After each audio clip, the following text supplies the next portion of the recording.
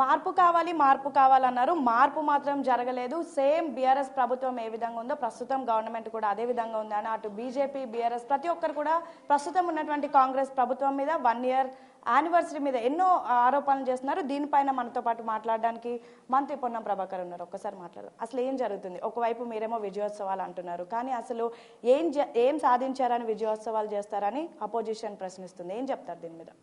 Basic Telangana ప్రజలు నియంతృత్వానికి వ్యతిరేకిస్తారు, బానిసత్వాన్ని భరించారు.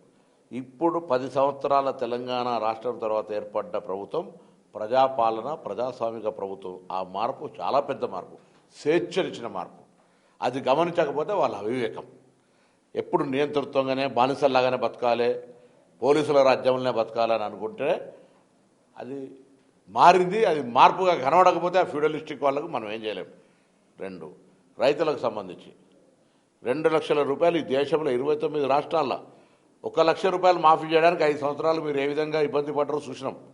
కానీ 2 లక్షల రూపాయలు సంవత్సర కాలం లోపల మళ్ళీ మాట్లాడుతున్నాం. 2 లక్షల రూపాయల లోన్ మాఫీ ఎవరికైనా ఒక కుటుంబంగా కాకపోయి ఉంటే ఇప్పుడు రాశిని మేము ప్రభుత్వం తరఫున ఒక మంత్రిగా బాధ్యత 1 నిమిషంలో వాళ్ళకు ఏదైనా సాంకేతిక పరంగా ఆగితే చేపిస్తాం.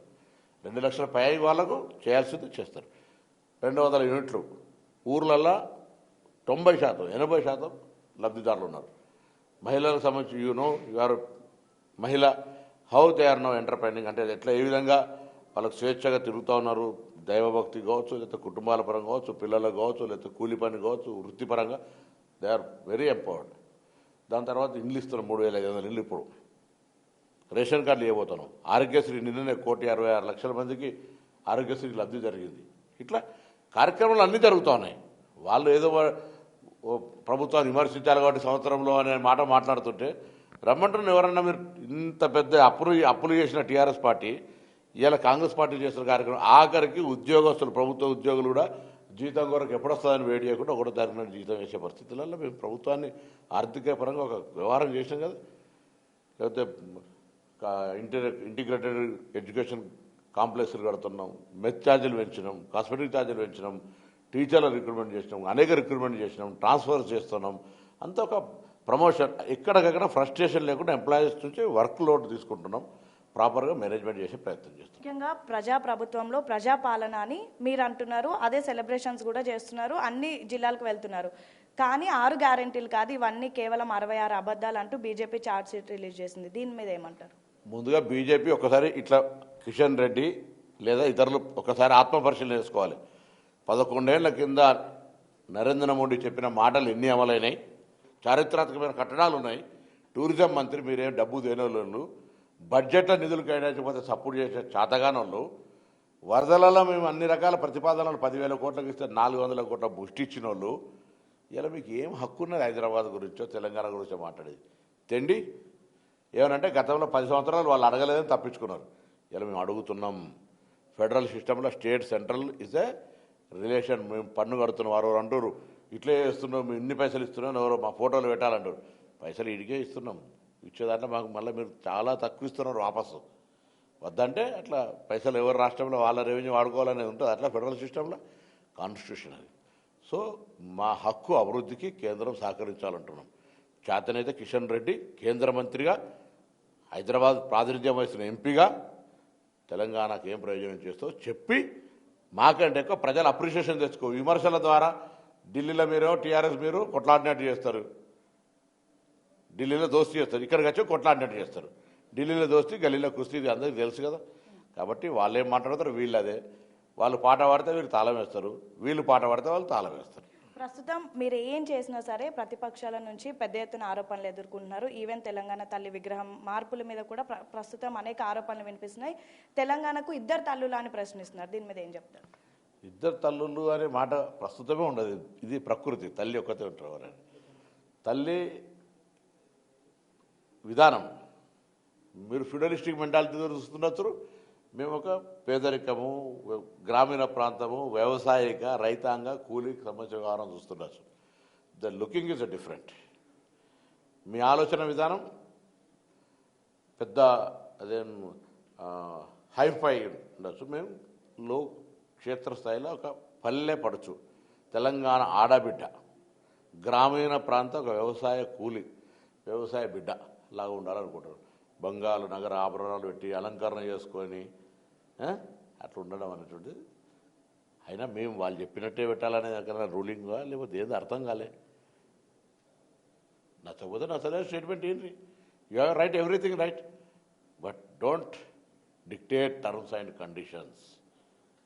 రీసెంట్గా ఫుడ్ పాయిజన్ కేసెస్ నడుస్తున్నాయి. ఆర్ఎస్ ప్రవీణ్ కుమార్ మీ మీద సవాల్ విసురుతున్నాడు, నా పైన విచారణ జరపాలని. మోరోవర్ గురుకుల బాట పట్టబోతున్నాడు. దీన్ని ఎలా చూస్తారు? అండ్ ఈ ఫుడ్ పాయిజన్ కేసెస్ మీద ఎలా ముందుకు వెళ్ళబోతున్నారు? ఏం చర్యలు తీసుకోబోతున్నారు? ఫుడ్ పాయిజన్ కేసులు ఈ రాష్ట్రంలో 1029 గురుకులాలు, దాదాపు ఒక 2500 3000 SC ST BC minority hostels ఉన్నాయి. ఈవెన్ 1% కాదు. అది కూడా కుట్రపూరితంగా జరిగిందని అనుమానం, ఎంక్వైరీ జరుగుతుంది. తప్పకుండా మళ్ళొక్కసారి చెప్తున్నాం, కమిటీ చేసినాం, ఫుడ్ సేఫ్టీ కమిటీ, జిల్లా అధికారులకు బాధ్యతలు ఇచ్చినాం. అనవసరంగా విద్యార్థుల పట్ల రాజకీయం చేయకండి ప్రవీణ్ కుమార్ గారు, మీరు మా గౌరవం ఉంది, కానీ అనవసరంగా మాతో మాట పడే ఇష్టం ఉంటే మీ ఇష్టం. ఏదైనా విషయం ఉంటే backward class welfare minister, SC ST BC మైనార్టీలకు సంబంధించిన సంక్షేమం గురించి కూడా నేను ఆలోచన చేస్తున్నాం. మీరు మాకు వచ్చి రిప్రజెంటేషన్ అండి. వ్యవస్థలనే సమాధాన భేద దండం ఉంది. నువ్వు రిప్రజెంటేషన్ కూడా చేయ, ఒక ప్రధాన ప్రతిపక్ష పార్టీగా రోడ్డుకి గురుకుల బాట చేస్తా అంటే, నీకు వాకింగ్ చేయాలనిపించినప్పుడల్లా గురుకుల బాట పోతా అంటే ఎట్లా? Yes, please come, I'm inviting you. నువ్వేం చెప్పదలుచుకున్నావు చెప్పు, పరిష్కారం చేయకపోతే అప్పుడు అడుగు. నిజంగానే ఒకవేళ అటువంటి ఆలోచన ఉన్నాడు అయితే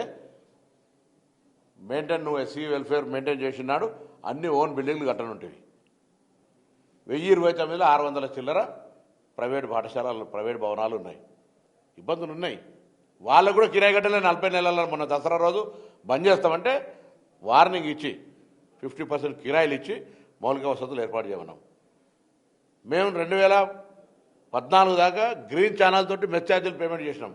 మీరు 20 నెలలు అప్పులు పెడితే క్వాలిటీ ఫుడ్ ఎడిగేస్తుంది. ఇప్పుడు మళ్ళీ మెస్ ఛార్జీలు గ్రీన్ ఛానల్ వేస్తున్నాం, మెస్ ఛార్జీలు వేస్తున్నాం, కాస్మెటిక్ ఛార్జీలు వేస్తున్నాం. ప్రవీణ్ కుమార్ కనబడతలేదా? బిగ్ టీవీ చూపెట్టుంటారు ఒకసారి ఆయనకు. నేను మళ్ళీ కూడా చెప్తున్నా, ప్రవీణ్ కుమార్ గారు కానీ ఇంకెవరైనా టీఆర్ఎస్ బీజేపీ నాయకులు రిగార్డింగ్ వెల్ఫేర్ హాస్టల్స్ ఎవరైనా మాట్లాడదలుచుకుంటే ఫస్ట్ రిప్రజెంటేషన్ చేయండి. ఒకవేళ మా దృష్టికి రాని అంశాలుంటే వాటిని పరిష్కారం చేస్తాం. మీరు తెచ్చిన తర్వాత కూడా పరిష్కారం చేయకపోతే you can have every right to protest. But ఏం లేదు, పొలిటికల్ కొరకే ప్రొటెస్ట్ చేస్తామంటే నీ కర్మ. చివరిగా ఏడాది పాలన విజయోత్సవాలు ఎలా ఉండబోతున్నాయి? ఇయర్ మొత్తం ఎలా ఉంది? రానున్న 4 years ఎలా ఉండబోతున్నాయి? అద్భుతం. మీరు 3 రోజులు చూసి 7, 8, 9 రోజులలో హైదరాబాద్లో మీరు ఉంటారు. అందరూ భాగస్వాములు అవుతారు. ప్రజలందరూ భాగస్వాములు చేస్తున్నాం, జిల్లాలలో భాగస్వాములు చేస్తూ ఉన్నాం. ఇది ఒక వేడుకలాగా జరుగుతుంది. ప్రజాపాలన నేను ముందే చెప్పిన వాళ్ళు, డెమోక్రసీ ఈజ్ ఎ బ్యూటిఫుల్, అంటే పెద్ద వ్యవస్థ ఇది. ద బ్యూటీ ఆఫ్ డెమోక్రసీ అన్నట్టుగా ప్రజాస్వామ్యంగా బతకడం అనేటువంటిది ప్రధానమైనటువంటి తెలంగాణ పౌరుని హక్కు. అది కలిగించడం. సో ఇది పరిస్థితి. ముఖ్యంగా ఢిల్లీలో అయితే అటు బీఆర్ఎస్ బీజేపీ గొడవ పడుతున్నట్టుగా చూపిస్తున్నారు, కానీ ఇక్కడ మాత్రం స్నేహంగా ఉంటున్నారు. మోరోవర్ రానున్నటువంటి ఇయర్ సెలబ్రేషన్ చాలా గ్రాండ్గా ఉండబోతున్నాయి. అండ్ ఫుడ్ పాయిజన్ కేసెస్ మీద అయితే కమిటీ వేసాం, విచారణ జరుపుతున్నాం. ఎవరైతే దీన్ని వెనుకున్నారో వాళ్ళని ఖచ్చితంగా శిక్షిస్తామని అయితే మంత్రి పొన్నం చెప్తున్నటువంటి పరిస్థితి.